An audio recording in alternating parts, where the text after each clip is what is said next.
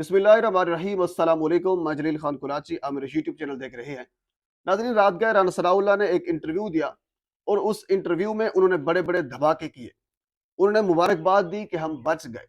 ये बात उन्होंने किस बुनियाद पर कही है, आज की जो बेसिक डेवलपमेंट है मैं आपके सामने रखता हूँ। और अगर सियासी मंजरनामे के हवाले से बात की जाए तो आज का दिन इंतहाई अहम तरीन दिन है, क्योंकि आज सुप्रीम कोर्ट के कहने के ऊपर इलेक्शन कमीशन ने जो रिपोर्ट है वो जमा करवानी है। हो सकता है जब तक ये वीडियो आप तक पहुंचे रिपोर्ट जमा करा दी गई और उसके बाद फिर सुप्रीम कोर्ट का जो रिएक्शन है हो सकता है वो भी आ गया हो। लेकिन आज की वीडियो में जो इंतहाई अहम तरीन डेवलपमेंट होने वाली है वो आपके सामने रखता हूं।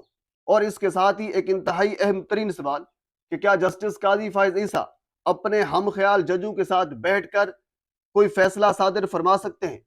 अगर उन्होंने कोई फैसला दे दिया तो फिर उस फैसले का क्या असर होगा? क्या वो फैसला चीफ जस्टिस के लिए एक हैरान कुन साबित होगा? क्या वो फैसला चीफ जस्टिस को हटा सकता है? क्या इस किस्म के फैसले पाकिस्तान में पहले दिए गए थे? पाकिस्तान का माजी इस हवाले से क्या कहता है? कानून आइन इस हवाले से क्या कहता है? ये इंतहाई अहम तरीन जो डेवलपमेंट होने वाली है आज जस्टिस काजी फायज ईसा और चीफ जस्टिस के दरमियान, इस पर मैं थोड़ी सी गुफ्तगू आपके सामने करूंगा। और इसके अलावा अगर चीफ जस्टिस और हुकूमत आमने सामने आ जाते हैं तो फिर नुकसान किसका होगा? चीफ जस्टिस का होगा या फिर हुकूमत का होगा? क्योंकि रात के इंटरव्यू में राना सनाउल्लाह ने बड़े कॉन्फिडेंट होकर यह कहा है कि नहीं, हमारा नुकसान नहीं होगा, नुकसान सिर्फ चीफ जस्टिस का होगा। तो क्या हुकूमत को ये यकीन दहानी कराई गई है? इतनी कॉन्फिडेंस हुकूमत क्यों है? यकीन दहानी किसने कराई है? ये भी आपके सामने में रखूंगा। और इसके अलावा हम और ये जो मेन पॉइंट है वो इस पर गुफ्तगू ये करेंगे कि नेशनल सिक्योरिटी की मीटिंग हुई थी जिस पर भी मैंने मुकम्मल एक वीडियो बनाई थी।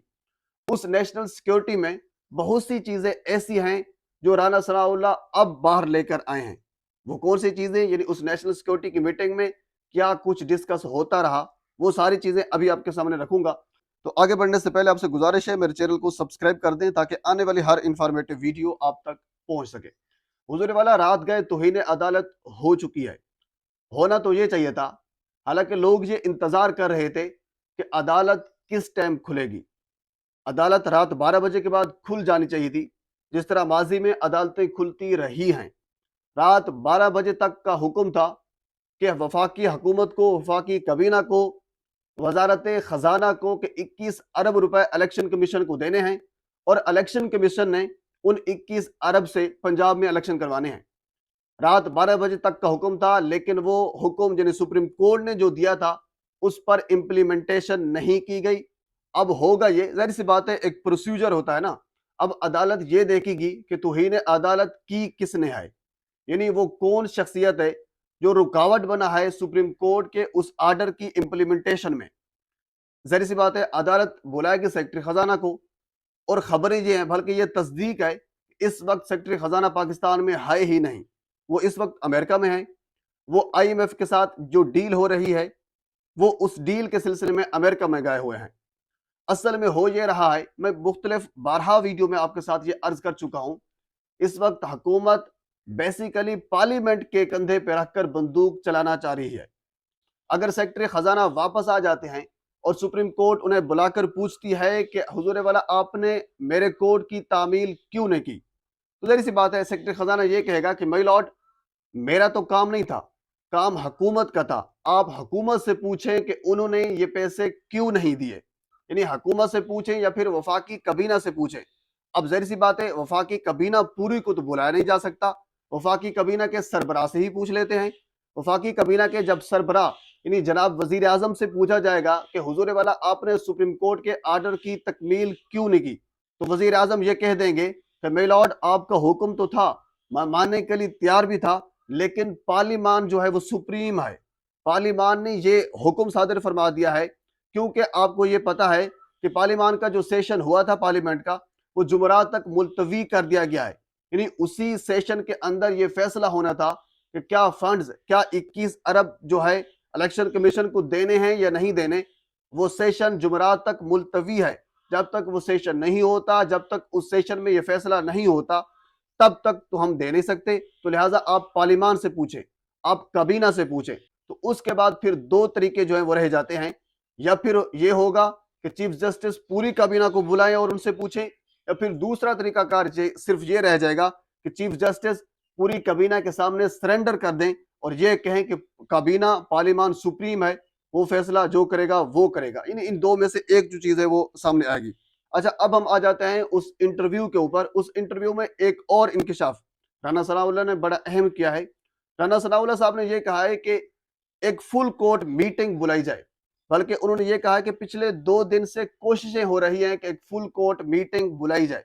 فل کورٹ میٹنگ سے مراد یہ ہے کہ تمام ججز کو اکٹھے بٹھا کر یہ فیصلہ کیا جائے کہ کرنا کیا ہے۔ اور ساتھ رانا ثناء اللہ صاحب نے یہ بھی کہا ہے کہ اگر فل کورٹ میٹنگ ناکام ہوتی ہے یا پھر نہیں ہوتی تو اس کے ذمہ دار چیف جسٹس صاحب ہوں گے۔ اس کا مطلب یہ ہوا کہ پس پردہ جو طاقتیں ہیں وہ کوششیں یہ بھی کر رہی ہیں کہ معاملات یعنی سپریم کورٹ کو ڈیوائیڈ نہ ہونے دیا جائے، معاملات جو ہیں ان کو بٹھا کر کسی ایک نہج پر پہنچ جائیں، یہ بھی کوششیں کی جا رہی ہیں۔ اچھا، اس کے علاوہ تیسرا جو انکشاف انہوں نے کیا وہ بھی بڑا اہم ہے۔ وہ پاکستانی اکانومی کے حوالے سے جب ان سے پوچھا گیا کہ کیا اسٹیبلشمنٹ میں بھی اس کی تشویش ہے، انہوں نے کہا جی بالکل ان میں اس کی تشویش ہے، کیونکہ وہ افواج کے ساتھ ساتھ وہ پاکستانی شہری بھی ہیں، ان کو بھی پاکستان کے مسائل کا پتہ ہے۔ اور ساتھ انہوں نے یہ بھی کہا ہے کہ دنیا بھر میں ہوتا یہ ہے کہ 33% جو فوج ہوتی ہے وہ ریسٹ پر ہوتی ہے، 33% آپریشن میں ہوتی ہے، جبکہ 33% جو فوج ہوتی ہے وہ ٹریننگ میں ہوتی ہے۔ دنیا بھر میں یہ اصول ہے، جبکہ پاکستان میں 70% افواج جو ہے وہ اس وقت آپریشن میں موجود ہے۔ حالانکہ یہ بات ان کی درست ہے کہ ہم نے اگر آپریشن کے والے سے بات کی جائے تو ہم نے بارہا آپریشن کیے، پاک فوج نے، پاکستانی افواج نے اس میں بے شمار قربانیاں دی، پاکستانی عوام ان کے ساتھ کھڑی تھی، یہ بات ان کی بات درست ہے۔ لیکن اس کا اشارہ کس کی جانب جا رہا ہے، جہاں جو بات میں کرنا چاہ رہا ہوں کہ جس طرح کہا گیا تھا کہ سیکورٹی پلان کے حوالے سے سیکورٹی اس وقت ہم نہیں دے سکتے، تو ہو سکتا ہے وہ اسی زمن میں یہ بات کر رہے ہوں۔ 70% سیکورٹی آلریڈی آپریشن میں ہے، اور اس کے علاوہ جو نیشنل سیکورٹی کا اجلاس ہوا تھا اس میں ایک اور آپریشن کرنے کی تیاری کی جا رہی ہے، تو یہ ساری چیزیں اور ہو رہی ہیں۔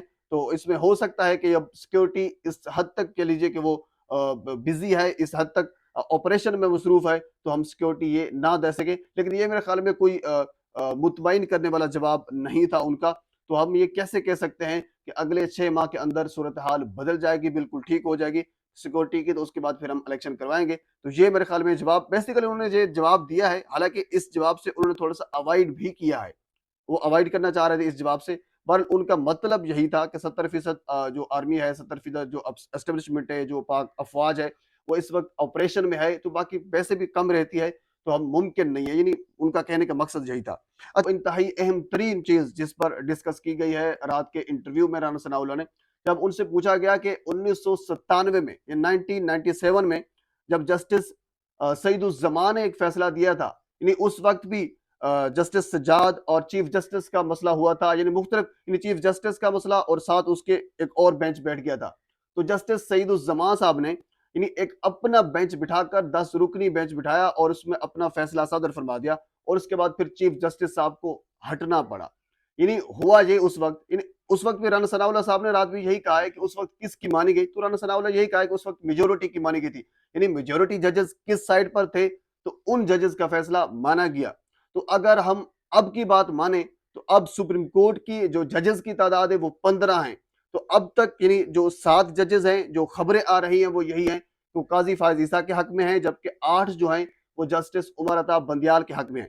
لیکن یہاں ایک چیز تو واضح ہو گئی کہ جسٹس عمر عطا بندیال اس وقت میجورٹی میں ہیں، اگر ایک جج بھی ادھر ادھر ہو جاتا ہے تو پھر مسئلہ جو ہے وہ گمبھیر ہوگا، کیونکہ پھر میجورٹی قاضی فائز عیسیٰ کے پاس چلی جائے گی، اور پھر جو وہ فیصلہ کریں گے وہ فیصلہ ان کا مانا جائے گا، کیونکہ سپریم کورٹ میں ڈیوائیڈ ہو چکی ہے۔ پاکستان کی یہ تاریخ ہے، 1997 میں اس طرح کی ڈیوائیڈ ہوئی تھی، اور اس وقت جو میجورٹی ججز نے جو فیصلہ دیا تھا وہ فیصلہ مانا گیا تھا۔